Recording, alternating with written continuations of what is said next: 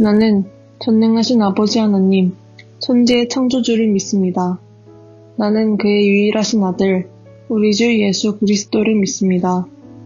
그는 성령으로 잉태되어 동정녀 마리아에게서 나시고 본디오 빌라도에게 고난을 받아 십자가에 못 박혀 죽으시고 장사된 지 사흘 만에 죽은 자 가운데서 다시 살아나셨으며 하늘에 오르시어 전능하신 아버지 하느님 우편에 앉아 계시다가 거기로부터 살아있는 자와 죽은 자를 심판하러 오십니다.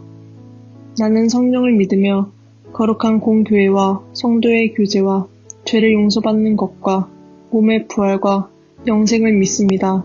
아멘. 청소년부 온라인 예배에 오신 여러분을 축복합니다. 거리두기 2.5단계로 비대면 온라인 예배로 모이고 있습니다. 청소년부 및 교육부서 예배는 1월 말까지 비대면으로 모입니다. 이럴 때일수록 더욱 성경 배우며 기도하는 하나님의 자녀들이 되어야겠습니다. 이번 주 미션입니다. 지난주와 같이 영상 예배 후에 꼭 고정 댓글에 올려놓은 2개의 링크를 각각 클릭해서 시청하시기 바랍니다. 네, 2개 다 합쳐도 5분밖에 안 돼요. 180초 바이블이라는 정말 잘 만든 기독교 성경 교육 채널이니까 여러분들도 잘 활용하시기 바랍니다.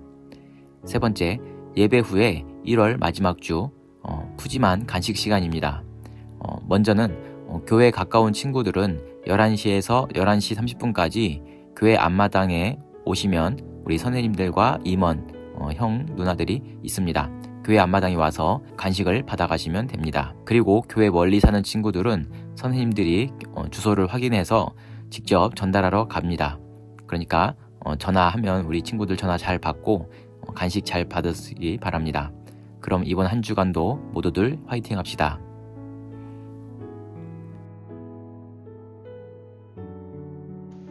하나님 감사합니다. 코로나 상황임에도 온라인으로 모여 다 함께 예배드릴 수 있게 해주셔서 감사합니다. 이번 주도 죄를 지어 이 자리에 나왔습니다.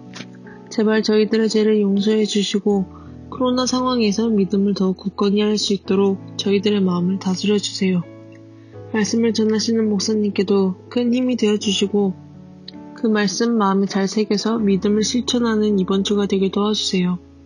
감사드리며 예수님의 이름으로 기도드립니다. 아멘. 네, 여러분 방학 잘 보내고 계신가요? 방학 동안에 혹은 새 학기를 준비해서 뭔가 한 가지 제대로 배울 수 있는 그런 어떤 목표가 있으면 좋겠습니다. 저는 요즘 늦은 나이에 영어를 한번 제대로 해보겠다고 마음을 먹고 하루에 몇 시간씩 기초부터 다시 시작하고 있습니다. 그런데 생각할수록 화가 나는 것은 제가 어릴 때 학교에서 영어 선생님들이 가르친 그 방식이 완전히 잘못 가르쳤다는 겁니다. 그러면서 우리 보고 못한다고 맨날 욕하고 그 선생님들이 참 원망스럽습니다. 아마 그 선생님들은 그 외국에 가보지도 않았을 거고 외국인들 만나서 제대로 대화도 못했을 거예요. 그냥 그러려니 해야죠. 제가 영어를 제대로 해보겠다고 유튜브 검색창에 뭐 영어 발음 이렇게 쳐보니까 그때부터 유튜브 알고리즘이 정말 좋은 선생님들을 저에게 막 붙여주는 거예요. 그래서 야, 이렇게 좋은 걸 왜 몰랐지? 밤새 이렇게 공부하고 다시 하면서 너무 좋았던 겁니다. 그러니까 지금 시대는 뭐 돈이 없어서 학원을 못 간다, 뭐 시간이 없어서 뭘 못한다, 못하는 것은 없습니다. 안 하는 것 뿐이죠. 그래서 뭐 누가 공부 못하게 하는 거 아니고 누가 뭐 돈 못 벌게 하는 거 아니고 그냥 자기가 안 하는 거예요. 사람 마음먹기에 따라 달린 것입니다, 이제는. 그래서 지금 즉시 내가 뭐 배우고 싶은 게 있다, 내가 관심 있는 게 있다 하면 네이버 지식인이든 구글이든 뭐 유튜브 검색창이든 내가 궁금한 거, 내가 배우고 싶은 거 이렇게 검색어만 타닥 치면은 정말 좋은 자료들, 정말 좋은 정보들, 정말 좋은 선생님들을 우리에게 소개시켜 주니까 이번 겨울방학 동안에 여러분이 더 발전하고 또 더 성장하는 그런 좋은 계기가 됐으면 좋겠습니다. 그런데 조심할 건 하나 있습니다. 네이버나 뭐 유튜브 이런 데다가 뭐 성경에 대한 거, 또 뭐 신앙에 대한 거 이렇게 검색하는 건 좋은데 거기에는 이단 사이비들이 가짜 정보들 너무 이렇게 무분별하게 막 뿌려놔가지고 그것들을 잘 분별할 수 없을 것 같아요. 그래서 교회와 또 제가 하는 일들은 여러분에게 온전한 신앙과 또 바른 성경 지식을 전해주는 것이 뭐 교육자들이 하는 일이죠. 그러니까 교회 밖에서 성경 공부를 한다, 교회 밖에서 누가 말씀을 가르쳐준다 하는 것들은 일단은 조심해야 됩니다. 이단들은 항상 교회를 떠난 사람들, 교회 밖에 있는 사람들을 노리고 있으니까 우리가 그 점만 유의하면 될 것 같습니다. 자, 오늘 예수님을 만난 사람은 니고데모라는 사람입니다. 백성의 정복자라는 뜻을 가지고 있는데 니고데모라는 사람입니다. 지난주 우리가 함께 나눴던 본문은 유대인의 3대 절기 중에 가장 많이 모인다고 하는 그런 유월절이었습니다. 예수님이 성전에서 장사하는 상인들을 다 쫓아내시고 또 그렇게 한바탕 소동이 일어났었죠. 그리고 예수님의 그 강렬한 메시지와 또 어떤 표적들을 보고 많은 사람들이 예수님을 믿겠다고 쫓아왔습니다. 그러나 예수님은 사람들이 그 예수님의 말씀을 들으려는 것이 아니라 예수님이 보여주신 그 표적들 때문에 따라왔다는 것을 예수님은 잘 알고 계셨죠. 네, 그렇습니다. 신앙생활이라는 것은 어떤 신기한 기적이나 표적, 어떤 신기한 것들을 보기 위해서 교회에 나오고 하는 것이 아니라 우리를 향한 하나님의 온전하신 뜻, 하나님의 말씀을 듣기 위해, 하나님의 말씀을 따라 살기 위해 우리가 주님을 따르는 것입니다. 그런데 그 예수님을 둘러싼 수많은 군중들 밖에서 한 남자가 예수님을 멀찍이서 바라보고 있었습니다. 그는 니고데모라는 사람인데 유대인의 정치적인 대표라 할 수 있는 산헤드린 공의의 일원이었습니다. 그리고 또 유대인의 율법을 가르치고 또 연구하는 바리새인입니다. 아마 최소한 40살 이상 되는 어른이었을 것이고 매우 성공적인 삶을 살고 있는 그런 사람입니다. 그날 저녁에 니고데모는 낮에 보았던 그 예수님의 모습을 계속 떠올렸습니다. 그의 평생에 성경과 율법을 연구하고 가르쳤는데 오늘 예수라는 사람이 했던 그 메시지는 완전히 차원이 달랐기 때문입니다. 게다가 놀라운 표적들이 나타났으니까 도무지 부정할 수도 없는 것이죠. 니고데모는 한참을 고민했습니다. 이제까지 당연하게 하나님의 뜻이라고 여겼던 것들이, 내가 그렇게 가르쳤던 것들이 혹시 내가 잘못 알고 있었던 것은 아닌가? 혹시 내가 사람들한테 잘못 가르쳤다고 하면은 그것은 내가 하나님께 얼마나 큰 죄악인가라는 두렵고 떨리는 마음이 있었습니다. 그 두렵고 떨리는 마음이 니고데모를 완전히 사로잡고 있는 것이죠. 니고데모는 괴롭기까지 했습니다. 저녁 식사를 제대로 할 수 없었고 또 편하게 잠을 잘 수가 없었습니다. 니고데모는 갈등했습니다. 몰라, 그냥 저렇게 백성들 선동했던 사람들이 한둘이었나? 아니야, 근데 이건 이제까지 있었던 단순한 그런 선동이랑은 좀 다른 것 같아. 아니, 그래도 이제까지 싸운 내 명성이 있지, 내 체면이 있지. 그런데 사실은 나도 잘 몰랐어 라고 하는 것을 인정하기가, 그걸 또 어떻게 인정하냐고. 아니야, 이건 내가 알던 지식이 맞냐 틀리냐 그런 문제가 아닌 것 같아. 그래서 결국 니고데모는 아무도 다니지 않는 깊은 밤에 몰래 예수님이 머물고 계신 그 숙소로 향하게 됩니다. 오늘 본문은 요한복음 3장 1절에서 7절까지 말씀입니다. 요한복음 3장 1절에서 7절까지의 말씀을 함께 읽도록 하겠습니다. 그런데 바리새인 중에 니고데모라 하는 사람이 있으니 유대인의 지도자라. 그가 밤에 예수께 와서 이르되, 라삐여, 우리가 당신은 하나님께로부터 오신 선생인 줄 아나이다. 하나님이 함께 하시지 아니하시면 당신이 행하시는 이 표적을 아무도 할 수 없음이니이다. 예수께서 대답하여 이르시되, 진실로 진실로 내게 이르노니 사람이 거듭나지 아니하면 하나님의 나라를 볼 수 없느니라. 니고데모가 이르되, 사람이 늙으면 어떻게 날 수 있사옵나이까? 두 번째 모태에 들어갔다가 날 수 있사옵나이까? 예수께서 대답하시되, 진실로 진실로 내게 이르노니 사람이 물과 성령으로 나지 아니하면 하나님의 나라에 들어갈 수 없느니라. 육으로 난 것은 육이요 영으로 난 것은 영이니 내가 내게 거듭나야 하겠다 하는 말을 놀랍게 여기지 말라. 아멘. 니고데모는 타나크라고 하는 유대교의 경전, 즉 이스라엘의 율법과 역사와 지혜와 예언에 대해서 해박한 사람이었습니다. 우리로 치면 서울대 교수님 정도 되는 그런 지위라고 할 수 있겠죠. 분명 그는 사람들이 하나님의 구원에 대해 질문할 때 하나님이 다윗과 같은 메시아를 보내셔서 우리를 구원해 주실 것이다 라고 가르쳤을 것입니다. 그러나 예수님은 오히려 백성들이 하나님의 말씀을 들어도 깨닫지 못하고 또 자기들 마음대로 해석하며 완전히 오해했다고 지적하신 것입니다. 먼저 니고데모는 겸손하게 예수님을 하나님이 보내신 분이라고 인정했습니다. 그랬더니 예수님은 아니야, 하나님께서 그 어떤 선자를 보내고 그 어떤 말씀을 들려줘도 너희가 거듭나지 않으면 하나님의 나라를 볼 수 없을 거야 라고 대답하신 것입니다. 여기서 거듭나다라는 것은 다시 태어난다 라는 그런 뜻입니다. 중생이라고도 합니다. 영어로 born again이라고 하죠. 니고데모는 또 한 번 당황스럽습니다. 기도 많이 해라, 율법을 잘 지켜라가 아니라 다시 태어나야 한다. 그런 어려운 말을 들으니 황당한 질문을 다시 하게 됩니다. 사람이 어떻게 다시 태어나죠? 어머니 뱃속에 다시 들어갔다가 나와야 하는 건가요? 예수님은 다시 가르쳐 주십니다. 이 사람의 존재란 절대 자기의 의지와 노력으로 바뀌는 것이 아니라 오직 진정한 회개와 성결의 영으로 변화받는 거야. 그렇게 대답하십니다.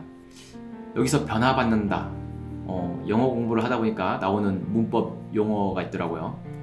수동태라고 하죠. 영어에서는 이 수동태, 능동태라는 것을 잘 구분해야 됩니다. 우리말은 수동태보다는 능동태가 굉장히 익숙하고 많이 쓰여지죠. 뭐냐면 내가 예수 믿고 천국 간다. 우리는 그런 말을 많이 쓰죠. 예수 믿고 천국 간다. 이게 뭐예요? 능동태, 내가 하는 거죠.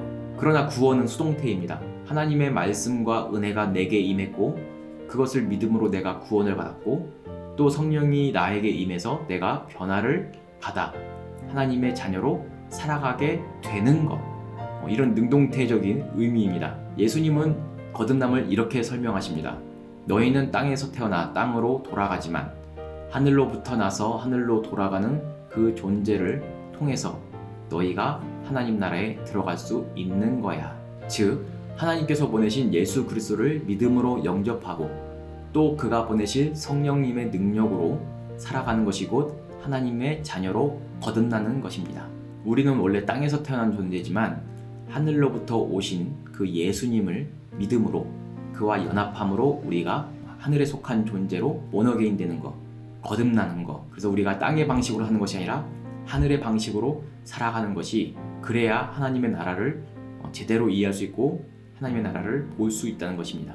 하나님의 나라, 하나님의 뜻에 대해서 사람들이 자꾸 사람들의 나라, 사람들의 뜻에 맞추려고 하니까 아무리 기도하고 아무리 성경을 읽어도 하나님과 소통이 되지 않는 것입니다.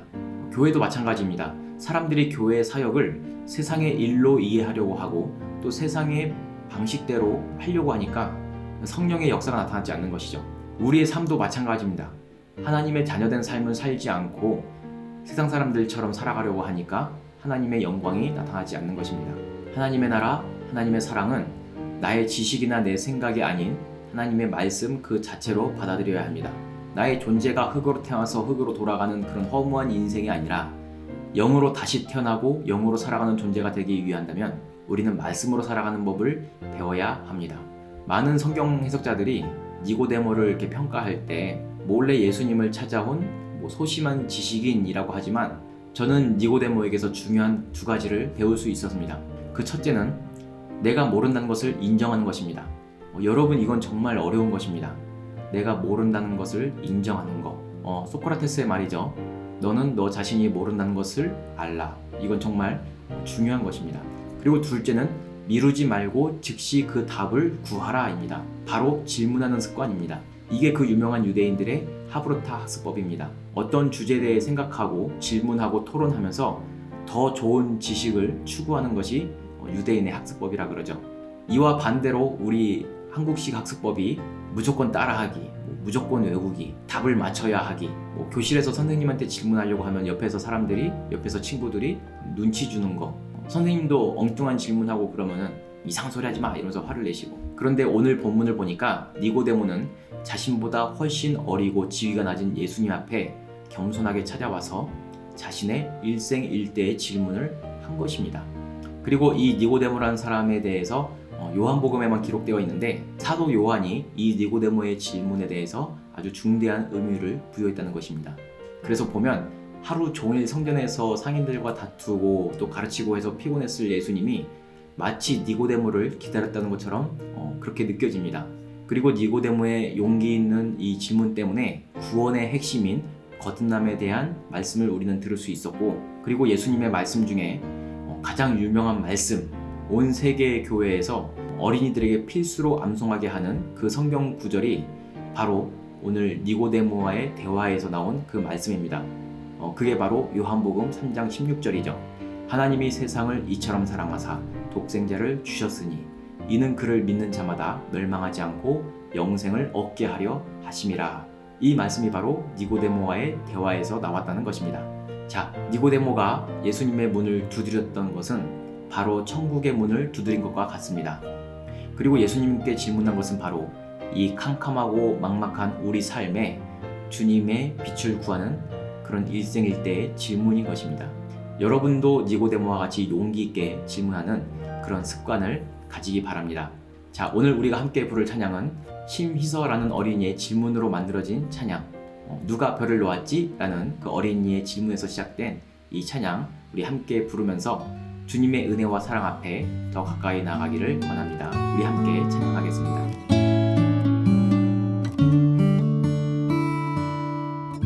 누가 별을 놓았지?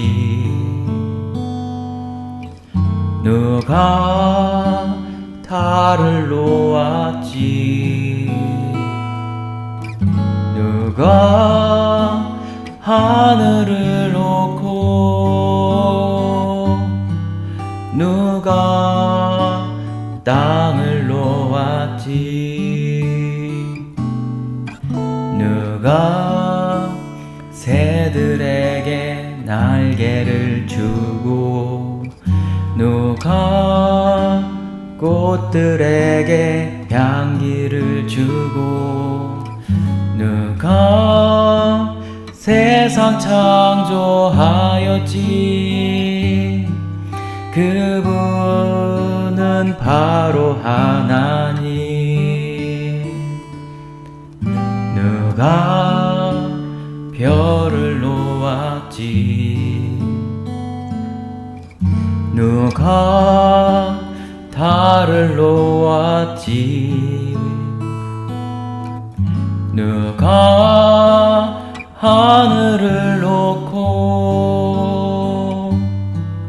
누가 땅을 놓았지? 누가 새들에게 날개를 주고 누가 꽃들에게 향기를 주고 누가 세상 창조하였지? 그분은 바로 예수님.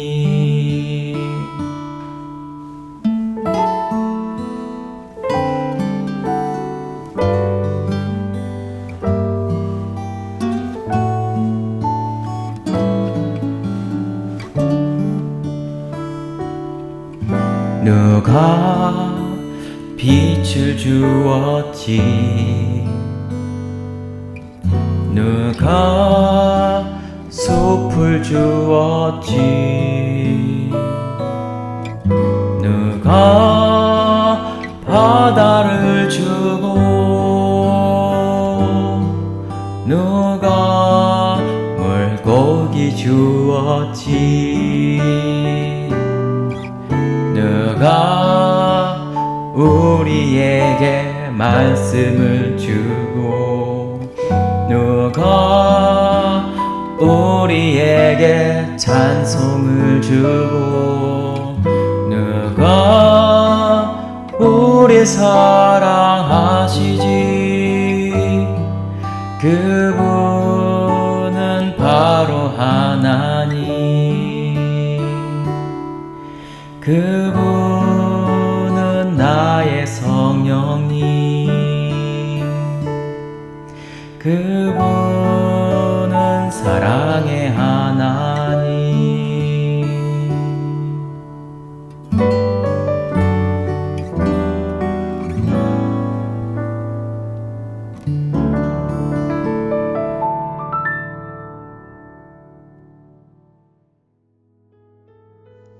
하늘에 계신 우리 아버지, 아버지의 이름을 거룩하게 하시며 아버지의 나라가 오게 하시며 아버지의 뜻이 하늘에서와 같이 땅에서도 이루어지게 하소서.